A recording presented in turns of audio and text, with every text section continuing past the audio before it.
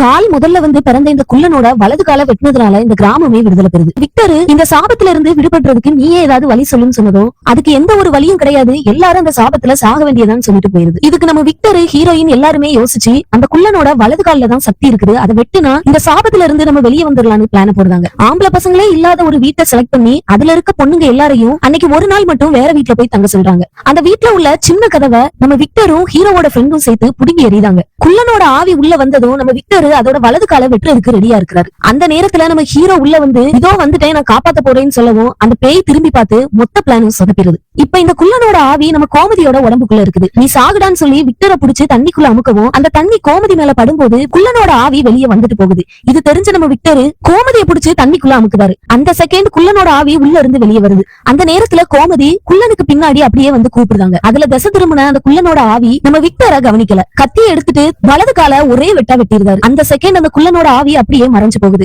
கோமதியோட உருவத்துல வந்தது வேற யாரும் இல்ல, நம்ம ஹீரோயின். இதுக்கப்புறம் மொத்த கிராமமும் அந்த குள்ளனோட சாபத்துல இருந்து வெளியே வருது. நம்ம ஹீரோவும் பழைய நிலைமைக்கு வராரு.